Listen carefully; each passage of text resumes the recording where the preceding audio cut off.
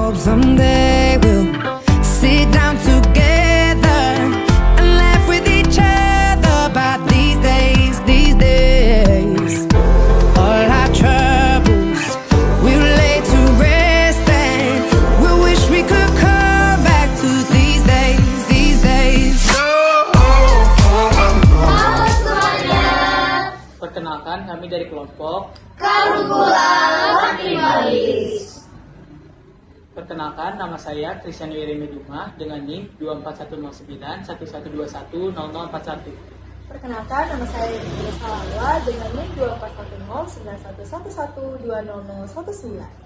Perkenalkan, nama saya Fatan Fauzi Hasbi dengan NIM 2410911110016. Perkenalkan, nama saya Nur Aisyah Nawaroh Ayu dengan NIM 2410911220064. Perkenalkan, nama saya Nasyual Dianara dengan NIM 2410911220062. Perkenalkan, saya Ada Persawidata dengan NIM 241091122. Perkenalkan, nama saya Siti Sakila Zakira dengan NIM 2410911220036. Perkenalkan, saya Ferdi Putra dengan NIM 2410911313006. Pada kesempatan kali ini, kita akan membuat video sosialisasi kepada masyarakat terkait 10 poin SDGs. Selamat menyaksikan.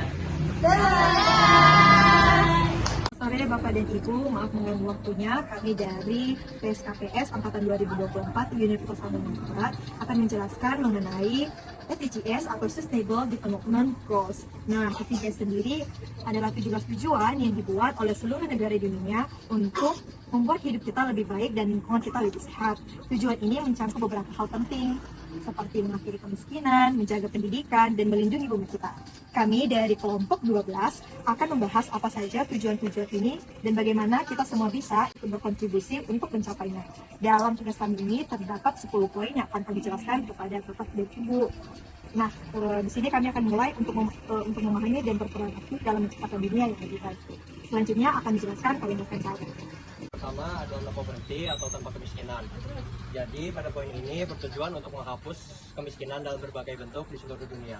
Yang artinya masyarakat diharapkan memiliki akses yang cukup untuk kebutuhan dasar seperti makanan, tempat tinggal, layanan kesehatan, serta mendapatkan pekerjaan yang lebih layak agar mereka dapat hidup lebih sejahtera. Nah, selanjutnya Bu, saya di sini akan menjelaskan poin kedua, yaitu zero hunger atau tanpa kelaparan. Nah, poin ini itu bertujuan untuk mengakhiri kelaparan, mencapai ketahanan pangan, memperbaiki nutrisi, dan mempromosikan pertanian yang berkelanjutan. Nah, kelaparan itu sering terjadi akibat kurangnya akses terhadap pangan yang cukup dan bergizi, yang menyebabkan kondisi kekurangan konsumsi pangan kronis. Nah, dan jangka panjangnya ini dari kelaparan kronis itu sangat merugikan Bu. Nah, karena baik dari segi kesehatan masyarakat maupun sosial ekonomi juga. Nah, kelaparan itu dapat meningkatkan risiko penyakit, memperburuk kesehatan anak-anak dan ibu-ibu hamil juga Bu, serta menyebabkan gangguan perkembangan pada anaknya. Nah, saya ini ada data, menurut data dari Organisasi Pangan dan Pertanian itu ada lebih dari 700 juta orang Bu di dunia yang masih menderita kelaparan. Nah, dengan sebagian besar itu berasal dari daerah-daerah pedesaan yang terpencil itu.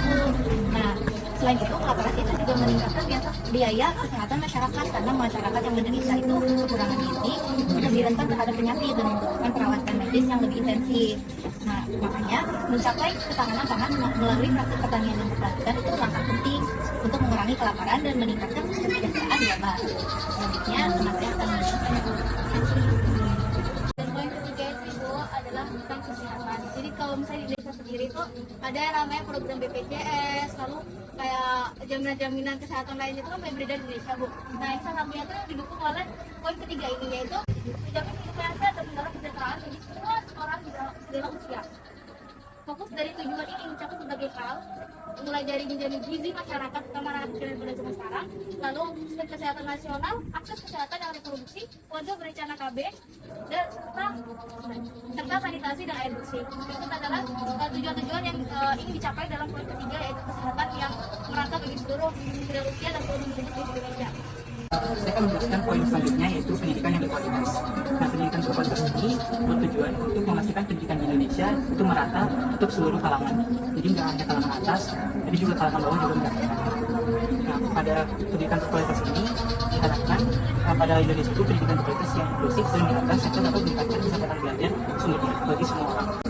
Nah, kita tahu di Indonesia itu masih banyak anak-anak yang belum mendapatkan pendidikan yang berkualitas. Contohnya itu kayak anak-anak yang ada di desa, yang masih anak-anak di desa yang dalam pendidikan dan jauh dari fasilitas pendidikan yang mumpuni. Nah, sosial ini sangat penting karena bisa mempengaruhi dari poin-poin selanjutnya, yaitu misalnya pembangunan industri, inovasi dan infrastruktur, dan juga contohnya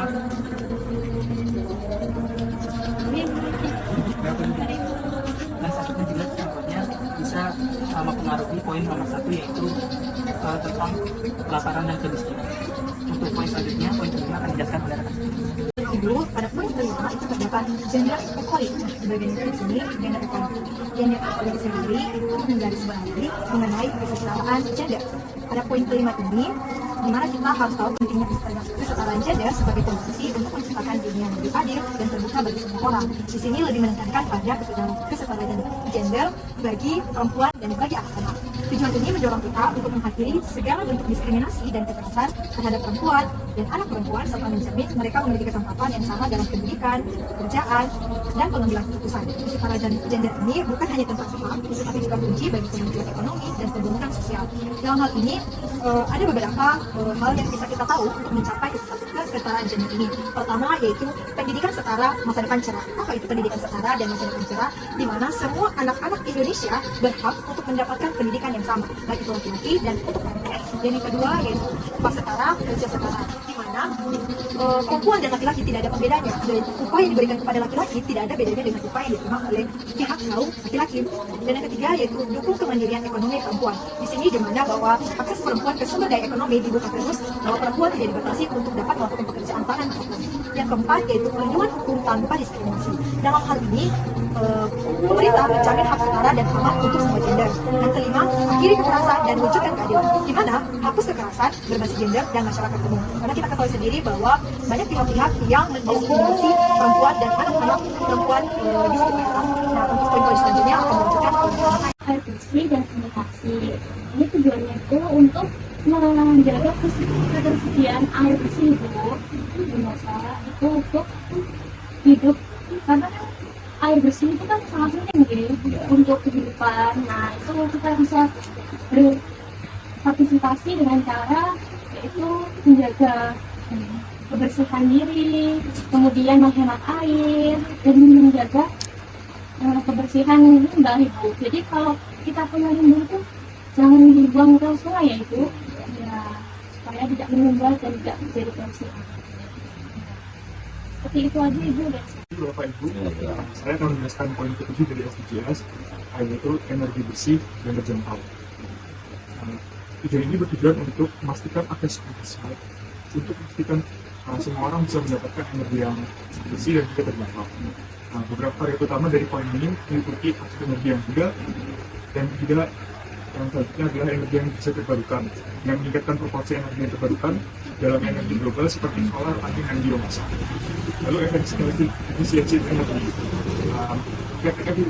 energi di berbagai sektor, termasuk industri dan pembangunan untuk mengurangi konsumsi energi dan emisi. Jika dilakukan di dalam negara bisa seperti menghemat listrik, lalu menggunakan listrik secukupnya. Dan ini sangat penting untuk menjaga bahan fosil dan juga mengurangi perubahan itu. Mungkin sedikit saja dari saya. Terima kasih. Selanjutnya itu poin ke-8 adalah peningkatan ekonomi di nasional maupun nasional, yaitu meningkatkan pertumbuhan ekonomi yang berkelanjutan dan inklusif dengan partisipasi penuh dalam pekerjaan yang produktif dan layak bagi semua. Jadi intinya itu semua sektor, misalnya kayak ibu ataupun anak-anak atau itu peluang untuk mempertumbuhkan ekonomi yang ada di Indonesia ini. Jadi kita tuh memberikan akses kepada misalnya lulusan SMK ataupun ibu-ibu yang sekarang masih yang bisa berproduktif, itu kami beri akses untuk pertumbuhan ekonomi yang di Indonesia ini. Lalu selanjutnya itu hal ini serta oleh isu persoalan ekonomi masyarakat kelas bawah yang berpendapatan rendah.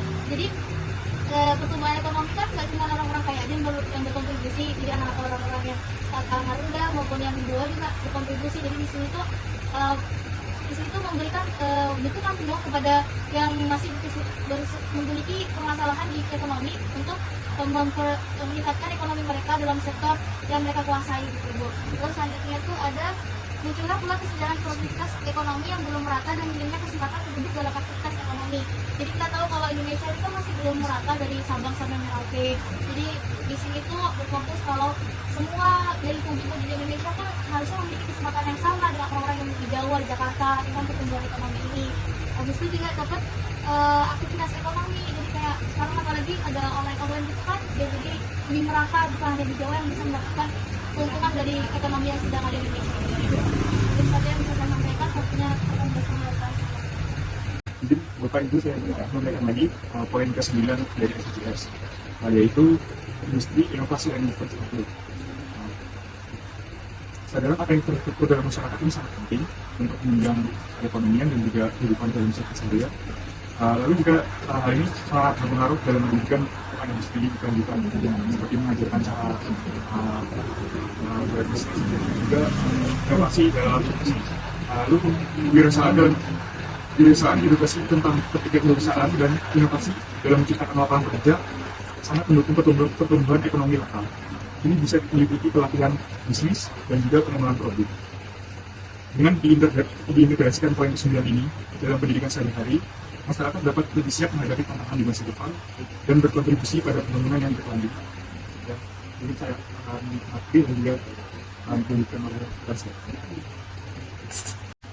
akan melanjutkan SDGs yang poin ke-10. Jadi kita ada nilai ketimpangan. Dari Sunda itu untuk menilai ketimpangan dalam negara saat global. Nah, kita kan tahu ya di Indonesia itu kayak misalnya di kota-kota desa kan masih kayak jadi ketimpangan misalnya di bidang kesehatan gitu kan.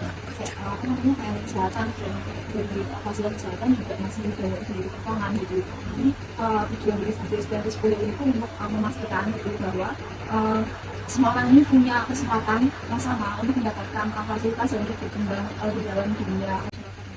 Juga untuk mulai kesenjangan yang dapat menghambat pembangunan berkelanjutan.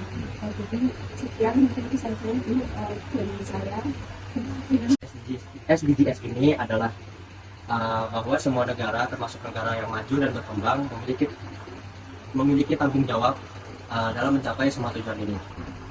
SDGs menekankan pentingnya peran yang inklusif dan partisipatif, di mana pemerintah, sektor swasta, organisasi masyarakat, dan individu perlu berperan aktif untuk menciptakan dunia yang lebih baik dan lebih berkelanjutan bagi kita semua.